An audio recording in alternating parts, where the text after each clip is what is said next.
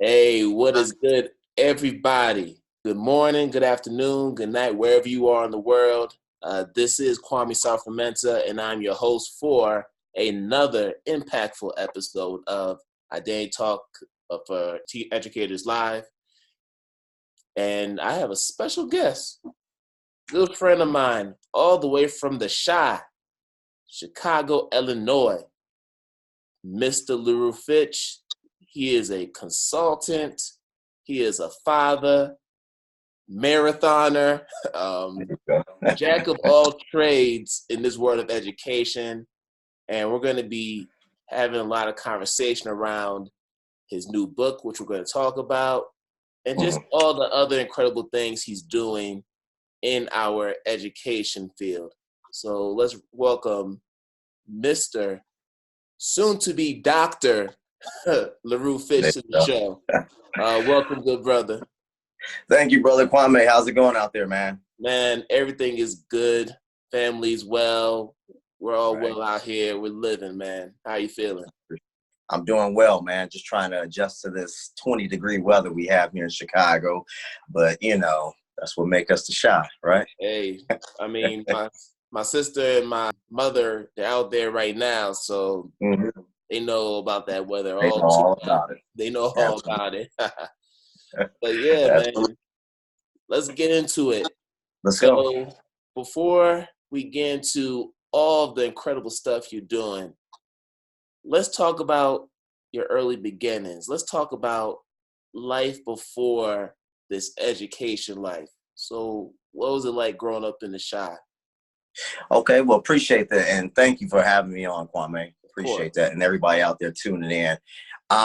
Actually, I'm from Kankakee, Illinois, which is a small suburb, 40 minutes south of Chicago. It is ranked as number 14th in the state as being one of the impoverished communities. And, you know, growing up was very, very cool down there. I grew up with 9 people in the household. We had a 2-bedroom house, man.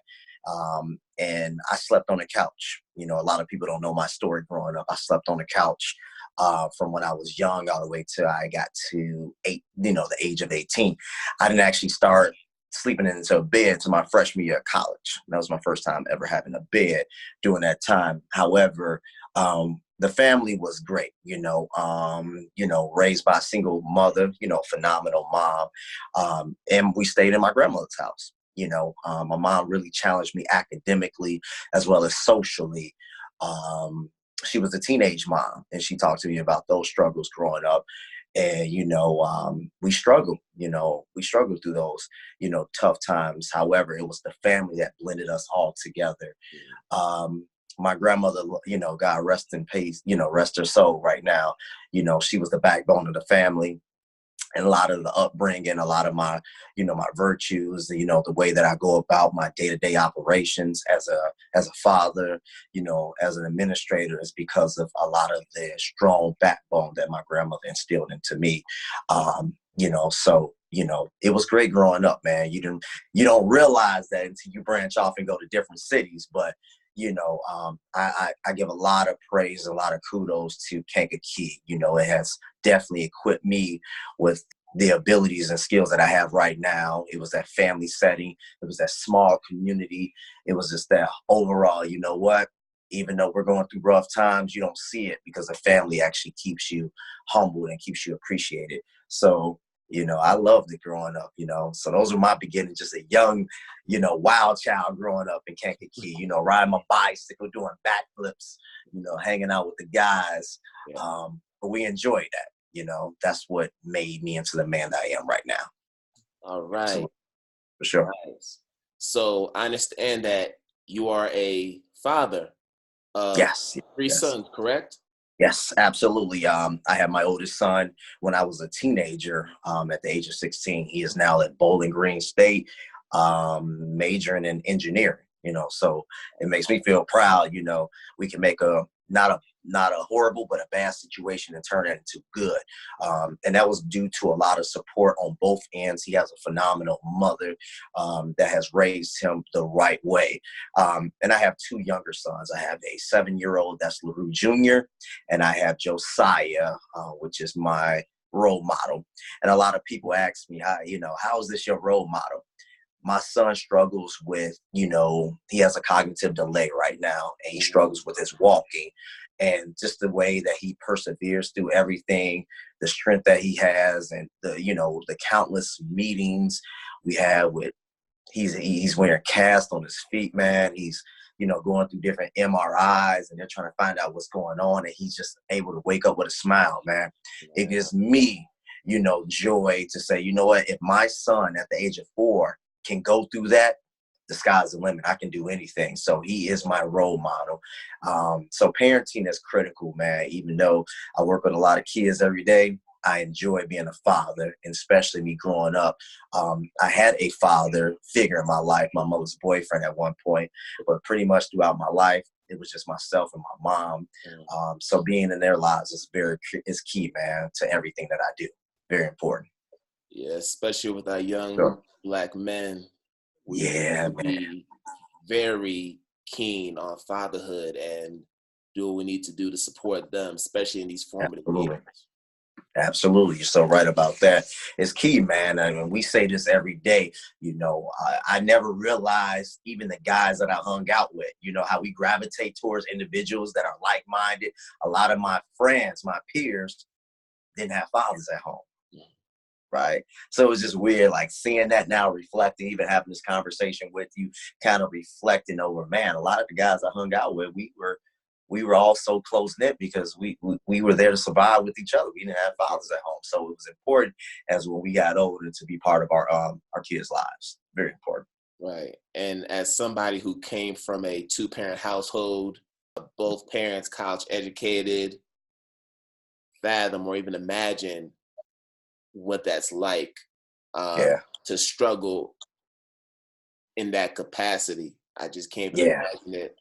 So to see you sharing your testimony, and we're like the same age. So for you to highlight the fact that you started fathering at 16, I didn't have my son until I was 34 years old. And see how difficult it is to keep up with them. He's 2 now, and he's running around, he's talking. His development is just rapidly growing as the days go by. So it's just been wonderful to see that development take place and to continue to grow in that regard. But man, so being a single father, you have 3 children, and then you're a doctoral student and a principal. And you're parenting, your son's full time. So how are you able to manage all those responsibilities and still be as successful as you are in really all 3 realms? Yeah, absolutely. Well, first I want to say, without the family support, my 2 youngest have a phenomenal mother, and we split custody of our children. We split them right down the middle, and it works itself out the way it should work itself out. Both of our children go to private schools. They both get support academically and socially, and it's very important. Even though we're not together, we are part of their lives, so we have a great co-parenting relationship. I'm gonna be honest with you, brother. In regard to school, I don't know. I sit back and reflect afterwards. When I'm in it as a doctoral candidate, when you're in it, you kind of lose like your mindset. You don't know what's going on. Constant research, constant lit reviews, constant reading. I mean, articles. Hey, I need you to read this journal article and write a paragraph, a little summary. You're like, all right, great. But it's a 15-page article, and you're like, okay, when am I going to have time to parent and to read? So you find yourself as a doctoral candidate, I have to put time to the side, put my boys to bed at 8 o'clock, we go to sleep. Brother, I wake up at 1 o'clock in the morning. I'm studying from 1 to 3. From 3 to 5, I'm somewhere in the basement working out, and then I'm getting them ready to get them dressed, and we have to drop them off by 6 in the morning. That is a day-to-day routine. and this is the sacrifice that you have to make. At the end of the day, I've always said to myself that there are people that have came before me, and there are going to be people that come after me that have done it even more than what I'm doing. So why not live every day like it's your last? So with all of that said, I'm excited. I'm at I have 1B so far in one of our classes, and I'm not a math guy, but that was in a statistics classroom. However, I've met some phenomenal professors that have challenged me from a law perspective, from a budgeting perspective, from qualitative, analyzing quantitative data, and just getting me ready to start my process of writing that dissertation. So, it is something, man, but you make it work. As an administrator, at that time, that's when I'm getting my fix. I love being around kids. I love coaching teachers. I just love it because it brings excitement to me. I think at the end of the day, you're either you're a regular administrator or you're an instructional leader. And I find myself being an instructional leader because what I like to do is coach teachers that may not be strong. This issue of banking knowledge, where as an educator, you're just sharing knowledge and you're lecturing in a sense. According to their skill set, but building their capacity so they can go in the classroom and basically just perform. It's like a football coach or a basketball coach. You getting them players ready. And when it's Sunday or that basketball night, it's time to perform. And you just sit back and you facilitate that. So I find that, being enjoyable. And like I said, without the family support and having a great co-parenting relationship, I wouldn't be able to balance a lot of this, man. So I like to, give a lot of that to my family as well as to God. Yes, well said, Yeah. well said. And just getting back to you looking at yourself as an instructional leader, I think it's important for administrators to view themselves in that regard, because as someone who's been in a number of schools in my career, I didn't always get the support from my administrators and leadership. Yeah. So I found myself in a position where I had to do trial and error and figure out a lot of things on my own, when I could have easily had, that counsel and guidance, from my school leaders. But I was fortunate enough to have some coworkers and colleagues who took the time to pull me to the side and help me out with regard to lesson planning, with regard to curriculum development, design, with regard to classroom management, because I wasn't a superstar, teacher, on day one. I don't think anybody is. It's a rare thing in education to see a teacher just knock it out the park on day one. It took me maybe 3 to 4 years to hit my stride, and then I started to feel myself a little bit. Right. Started to feel my swag, and then things just and then things just went to another level from that point. But I appreciate you saying that, because I think with certain administrators, when they start off as teachers and then they go into the administrative realm, some tend to forget where they started. Yeah, that's real. That's and real. Out of reality. So I'm glad that you keep yourself grounded in that reality of what it's like to be in the classroom. Oh, yeah, and that's true. And I would say, going back to your earlier statement, just around having those teachers around you, those teacher leaders that were able to coach you and support you, fortunately, and, this doesn't happen all the time. But however, I was blessed with, I was a 4th grade teacher in 2007, and I had a veteran that was, 5 years in the game that kind of molded me. And then we had a 3rd grade teacher. So around me were phenomenal teachers. So I was able to just observe. You're already passionate and you have a certain skill set, but it's a basic skill set. But when you get around some veterans that have basically added their own flavor to it, man, and can show you like, hey, this is how you get through it. Understanding that relationships is key. That's how you build classroom management. Man, I was able to take off after 3-4 years, man. So I agree with you, just having that support cast. So I believe too, as an instructional leader, being able to coach other teachers to coach other teachers. Yeah. That's the plan, right? Because as an administrator, we go through so many things every day. So it's phenomenal to have everybody else be able to be supported by each other. And that's just reflecting you as a building administrator.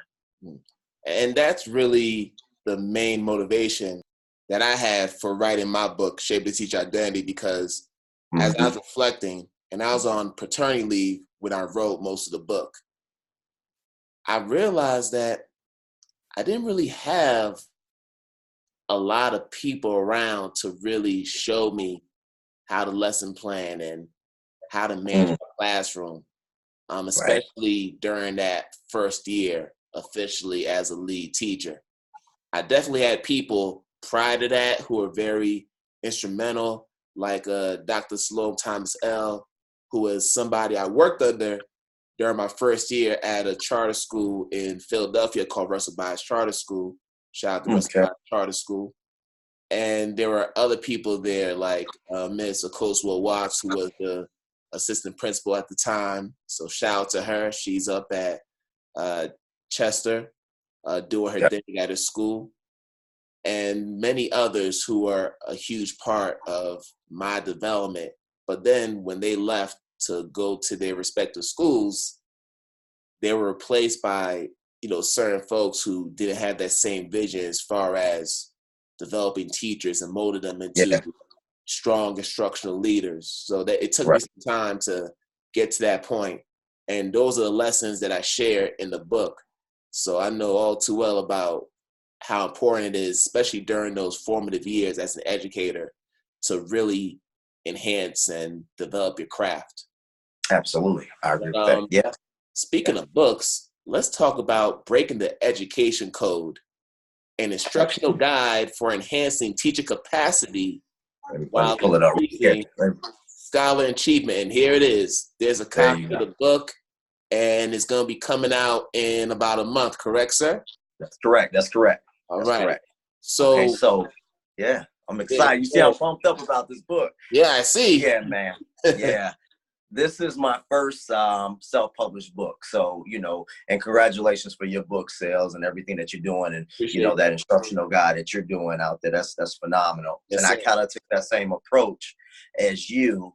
I was in Vegas in July. We had our convention for my fraternity.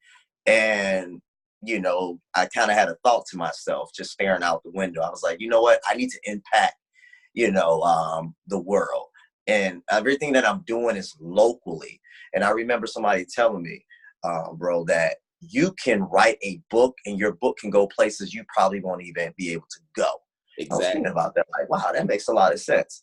Yeah. And I was like, okay, I'm going to start writing. And I was just playing around. So I'm scripting out some ideas, and then I kind of pushed it to the side.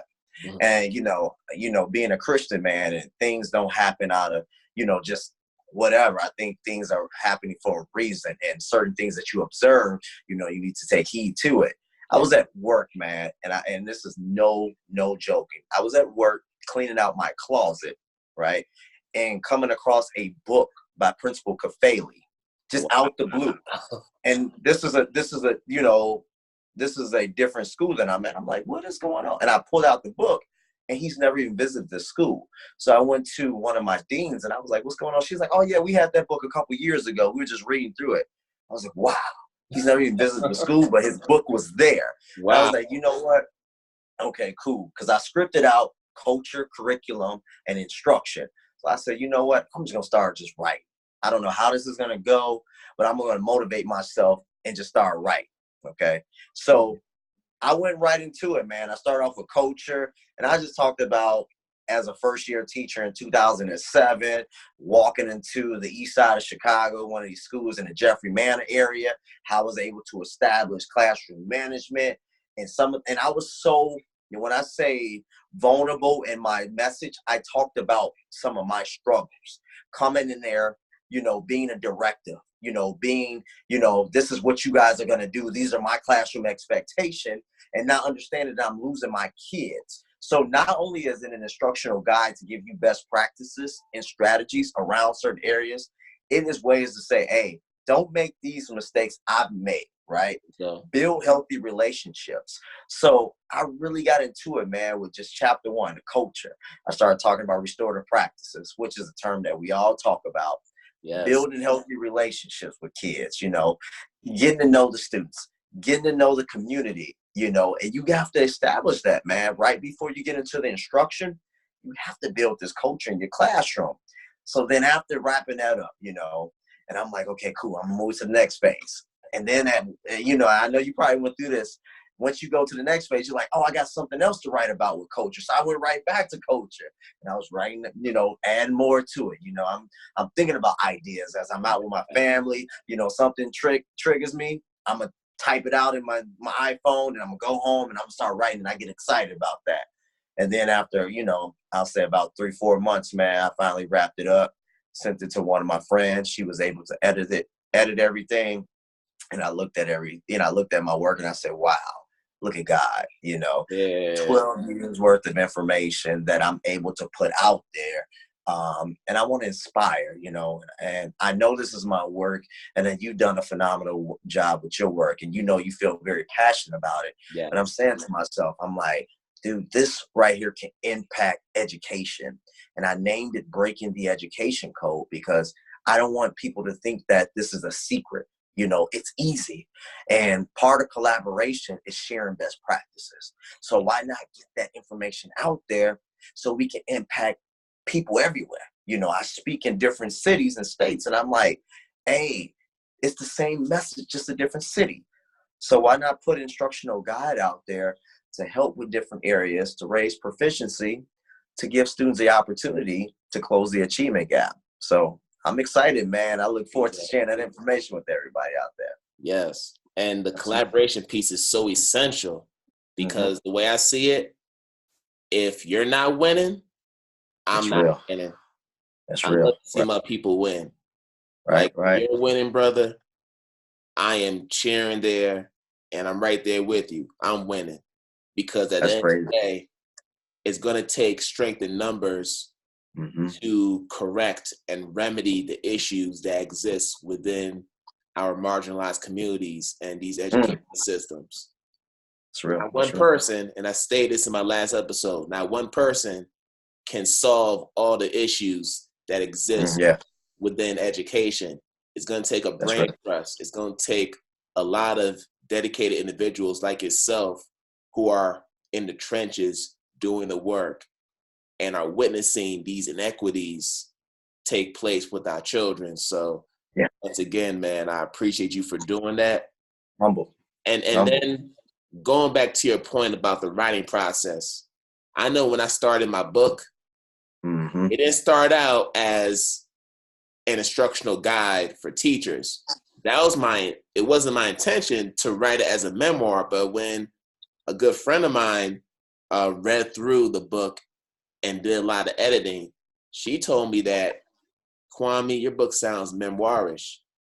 Oh, wow. You have a great story, but what are you offering to teachers? If it's a guide, you have to offer something to teachers. So I started to think about how I formatted my book.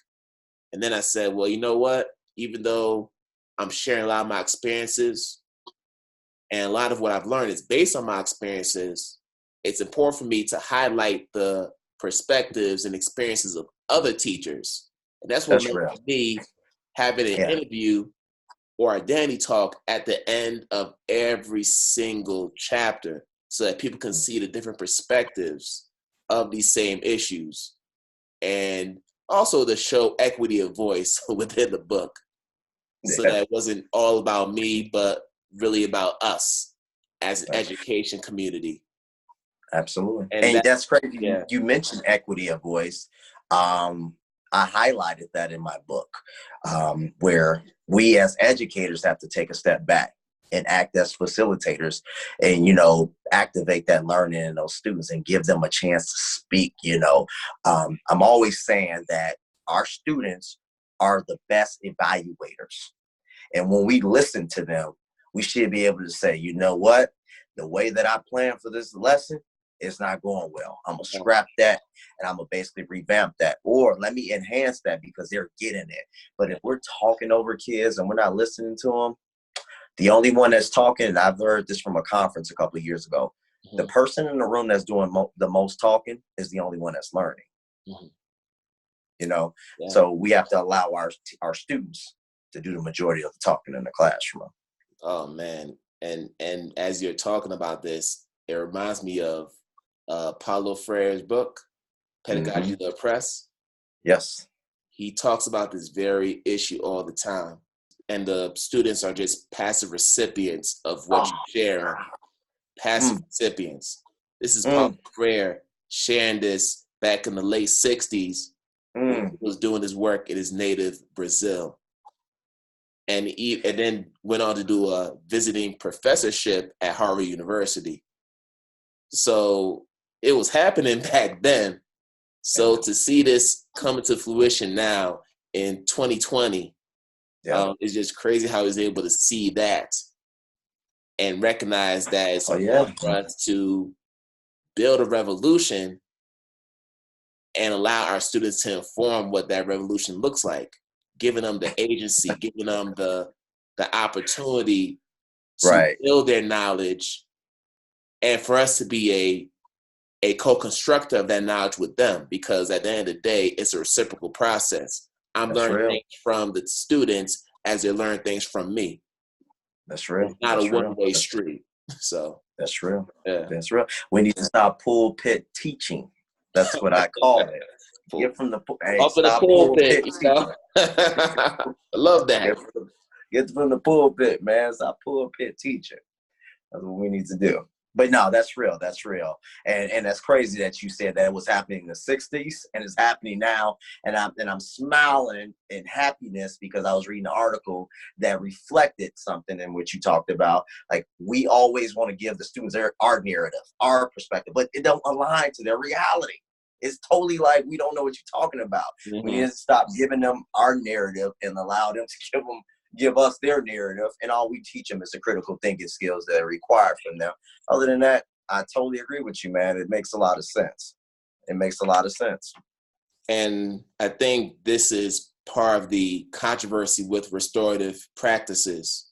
As someone who's gone through that process, a lot of teachers feel like by allowing students to exercise their voice and to advocate for themselves and to express their most inner feelings about what's going on outside the school community, we're relinquishing our power as teachers, when in actuality, we are exercising our power because we're using it in a way that's going to strengthen the classroom community.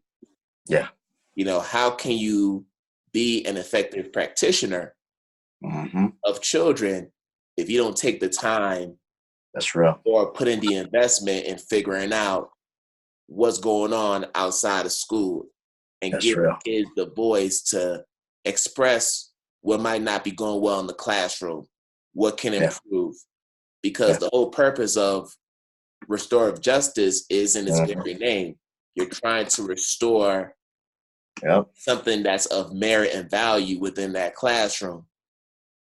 And I think some educators don't understand that concept. In my previous school, we actually were a restorative justice school. We had just started doing it as a school.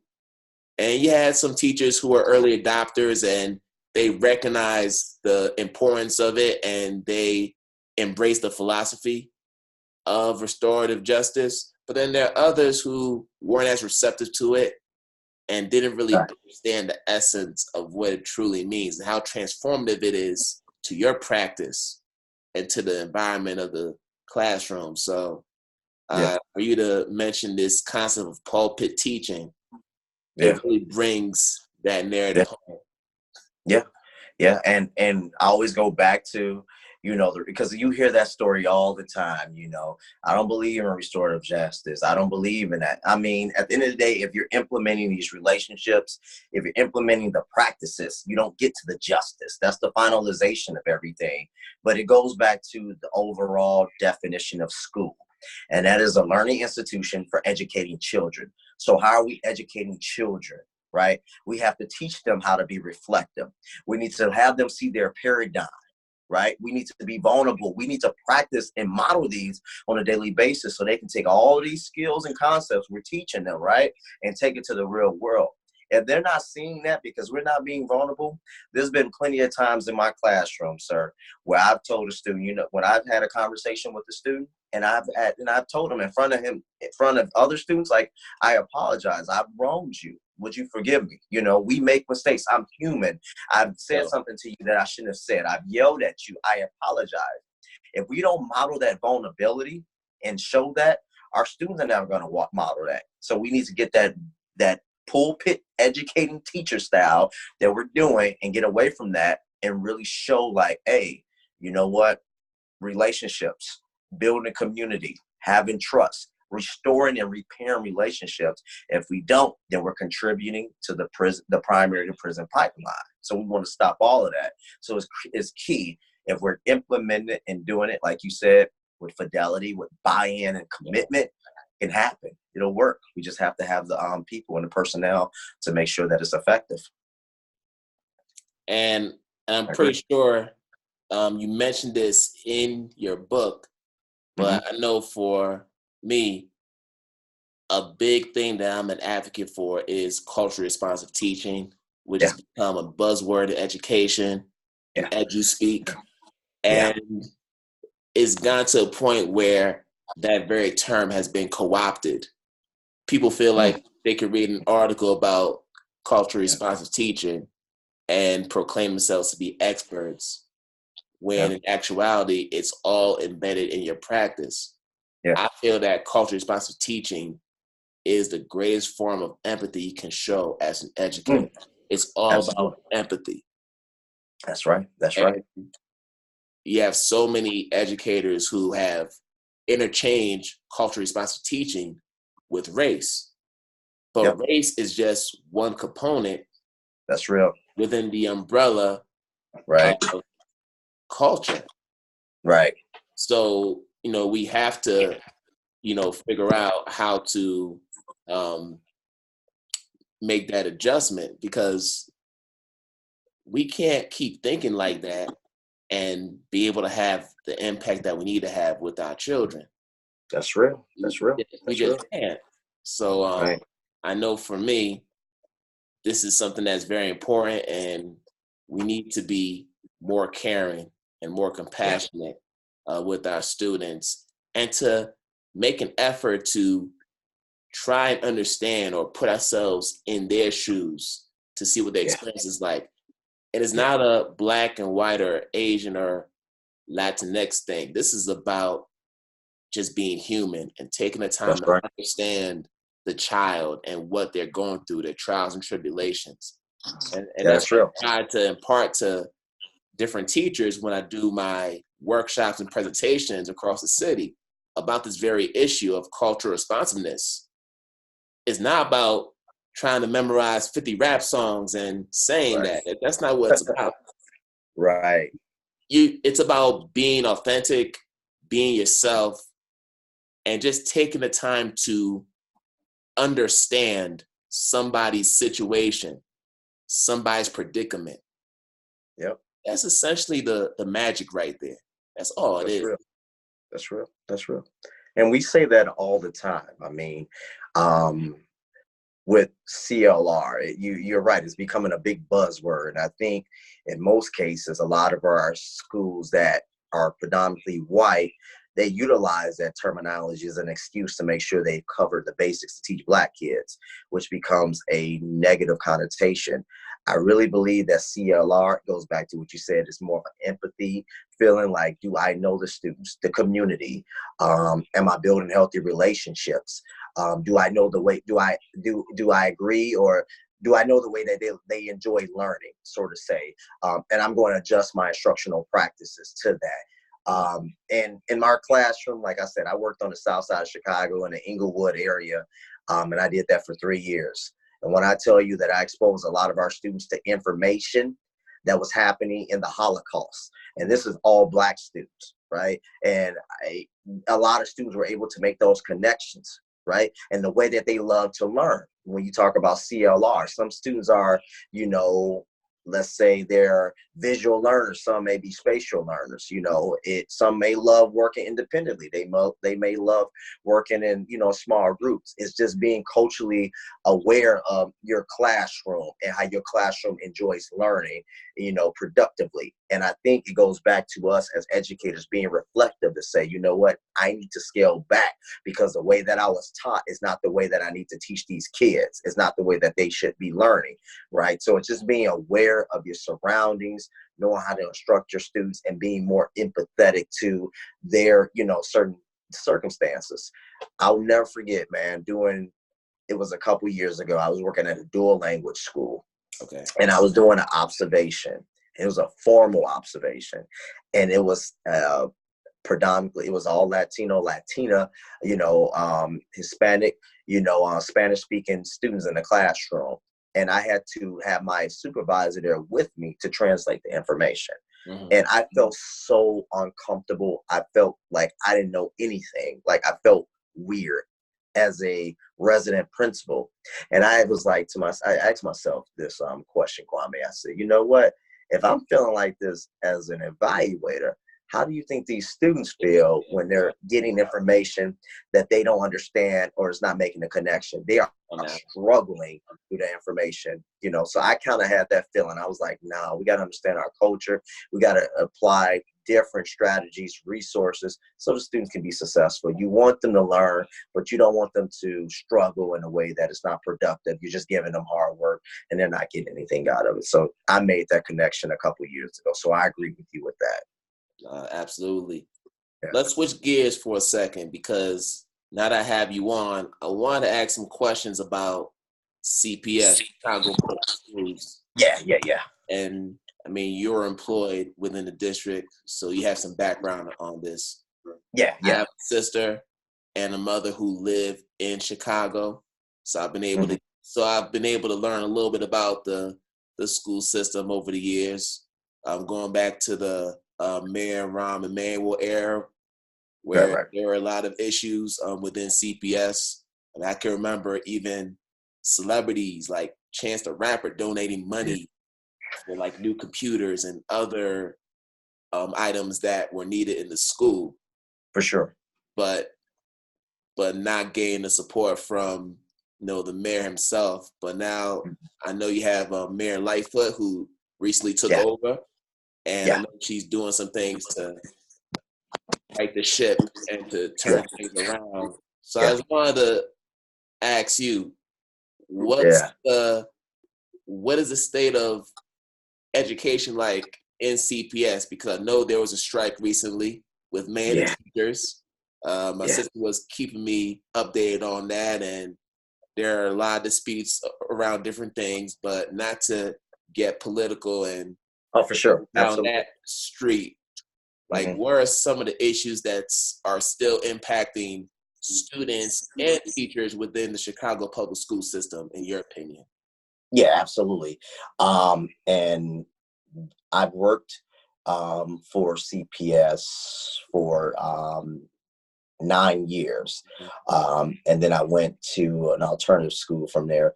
And now I'm in the suburbs here. I spent majority of my career in Chicago public schools, and I still have a lot of close family and friends that are employed through CPS. Let me frame this to say, number one, we have a phenomenal mayor in Mayor Lightfoot that has a vision for the district. We have a great CEO, Janice Jackson, that's doing great things for Chicago public schools. She is a former principal as well as a student of CPS, and she, you know, from Chicago, so she knows a lot that's happening within the city itself. And teachers that I that I've worked with and different administrators within Chicago Public Schools, I would say that our teachers, when you talk about the strike, they were out there striking for the right reasons. They wanted equity supports. They wanted more resources. They needed that effort. They needed that. A lot of our students are coming in and they're lacking the support from the community. So, I see from both ends that the mayor wants what's best for Chicago Public Schools as a whole, and the teachers want what's best for Chicago Public Schools. However, the teachers were out there advocating for students. It wasn't because of a pay increase or anything. It's because we need resources, we need support. We believe in our students. So that's what that strike was all about. Like I said, I spent countless of years. I was striking with CPS in 2012. Mm-hmm. I was out there, and we were out there for the same reasons. We have to understand that Chicago Public Schools is the third largest district in the world, the third largest district. And when I was part of Chicago Public Schools in the beginning, and then when we went on strike, we were one of the schools, they closed 50 schools. I was one of the 50 that got closed. Mm-hmm. So I went through that whole process of having my building closed and having to be shipped to a different school. So, CPS has their challenges. However, we have phenomenal CEO. The mayor's working collaboratively with CPS as well as the teachers union, and they're out there doing it for the right reasons. They're not in the game to get rich. These teachers obviously have a passion. They care about the kids, and they just want what's best. Give them the resources and the support, and understand that we do have a budget. In some ways, we may not have money. In some ways, we may have money, but we have to make decisions that's best for the community, for the school as a whole, and most importantly, for the lives that we impact, and that's our youth. And I think it's important for people to understand that, because there's this misconception that we just want more money all the time. It's not always about a pay increase. Yep. Sometimes it's just about providing more supports for our children. Yeah, absolutely. And nobody wants to go on strike, not even teachers. No. We love our students so much, and we understand that a day or two away from the classroom, and in this case, almost 2 weeks away from the classroom, which is what happened with this strike, could have an immense impact on child's development during the school year. So sometimes radical change calls for extreme measures, and this was an extreme measure that had to happen. That's real. Put that out there. Now, let's talk about your EDD program. So you're at Chicago State University doing EDD and educational leadership. So at this stage, I know it's early on, what's the primary focus of your research? Yes, so there's two areas, and I'm kind of struggling with right now, that I want to focus on. I'm going to have to narrow this down really, really soon. We're seeing a high increase of retention rates within teachers in education. So you're noticing that. I know in the state of Illinois, we have 85%, which is our average of, teachers that are coming back. So we have at least 14% that leave every single year. And this is becoming a worldwide epidemic. We're having a low rate of educators out there. It's hard to get a sub in the building, right? We can't even get a substitute teacher. You know how it is. So you're just praying that teachers don't take days off, but we are struggling through that. So I wanted to create a teacher preparation model, because this is based on data that I am obviously going to accumulate, the quantitative data, far as the number of teachers that are leaving. It'll probably be a mixed method, quantitative and qualitative. I want to focus on the number of teachers that are leaving, and really narrow it down for the reasons of why they're leaving. And in most cases, and that's why I create this instructional guide, a lot of our teachers are leaving because they don't have the skill set, they're equipped. And the truth of the matter is that they don't know how to do it. They're just not successfully prepared for reality. When you walk into the classroom and your teacher preparation program said, this is what you need to do, but that kid is saying, forget this, I'm not listening to you. This is what I'm going to do. We haven't been taught that. So we have to build teachers' capacity at these stages. It's great to go through your methods classes, and I'm all for that. But in most cases, my brother, you need a reality check on this is how this kid is going to respond, and you need to be challenged with that. So that's one area that I want to focus on. So I'm kind of leaning towards that. However, I'm still kind of like, what can we do to get more Black men into education? Because we're seeing that more women, and it's only in the state of Illinois, 5% of African Americans are teachers in the state of Illinois. Out of that 5%, there's only a small percentage of that 5% that are men. So it's a lot of our men that are not seeing education as a critical job, as an important job, that is, as something that looks more, presentable. How do we make education look beautiful? It's one of those things. Right. And the importance of mentorship, educating, being there for that child. We have to recruit a lot of Black men into education, and teach it the right way. So that's been my focus areas that I want to link up with different high schools here in the Chicago area to kind of get them and try to mentor them to get them on the right track to maybe going into education and basically utilizing that data for my dissertation. So that's an area because we're seeing a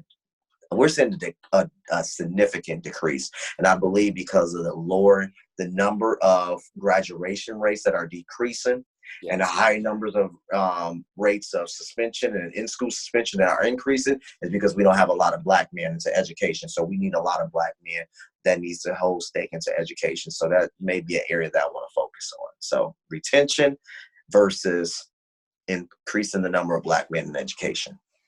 Well, I think both of those topics go hand in hand.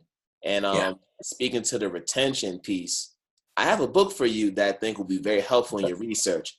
I hate to make you do another lit review, but I really think that this book will help you. And give me a second. I'm going to see if I can find this book. There Has to Be a Better Way. And this is a book that was written maybe 2015. That speaks to why teachers leave the profession. Gotcha. So I read this book a few months ago, and it is a great book. A must-have for those who want to learn more about how to increase teacher retention and reduce teacher attrition in the different districts throughout our country, especially our urban school districts. So there's a lot of research that's been done around this. I highly recommend this book for those who want to learn about the nature of teacher attrition, but also find some solutions that can be done to improve retention, because there are too many teachers leaving, especially those who look like you and I. Absolutely. I agree with that. Too many. And with this book, it was done over a period of a few years where the two ladies who are authors, Lynette Mahoney and Harold Rink, both professors in their respective colleges.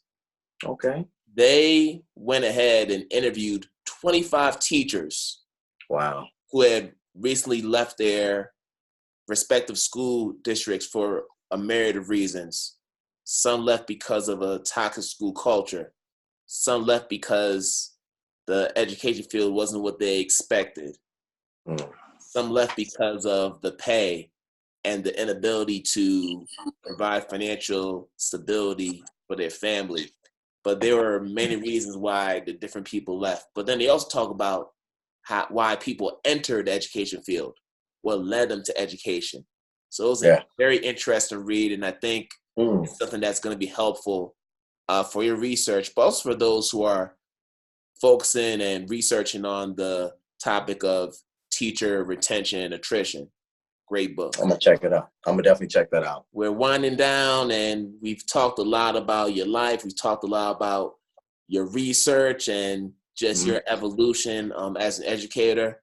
So my question is, other than the release of your book, what are some other things that people can look forward to from Mr. Larue Fitch in 2020? Absolutely. So everything is about breaking the education code. So every Sunday at 7 a.m., I host a Facebook Live. Go to my Facebook page. It's public. Go to Larue Fitch. Check out some of the videos. I have data videos up there. different coaching session videos. We even had DDI team meeting videos, that's data-driven instruction videos on there. Also, like I said, I'm doing a lot of consulting work at this moment. If you need any support around curriculum building, instructional delivery, breaking down data, since we are in that NWEA season, as well as getting our kiddos ready for park, don't hesitate to go to my website. That's laruemfitch.com. LARUEMFitch.com, or you can Facebook message me directly, and I can be there to support you, whether I'm there physically or virtually. I just want to be there to support you. And like I said, it goes back to my earlier comment where it's going to take a village here, and it's going to take us coming together collaboratively to change the narrative when it comes to education. The goal is to make sure that we increase student achievement, build teacher capacity, so our students can have a life where they can be college and career ready. They can go to college or gain the skill set they're needed so they can have a phenomenal career. So whatever we can do to make this happen, I'm all in. So that's how you can connect with me. Facebook, go to YouTube, put in Larue Fitch, as well as my website, laruemfitch.com. Yes, sir. There it is. And that's going to wrap up another impactful and informative episode of IDTALK for Educators Live. On behalf of Larue Fitch, this is your host, Sarfo-Mensah, and we're signing off. But before I sign off, though, if you want to get more information, more resources, watch more videos and future episodes of the show, please subscribe to my YouTube channel. It is just my full name, Sarfo-Mensah. And you better believe that there's going to be more content to share with you all who are trying to build your capacity as educators. So please subscribe to that page. All right. So we're going to sign off. Wherever you are in the world, good morning, good afternoon, good night. We'll see you another time. Peace.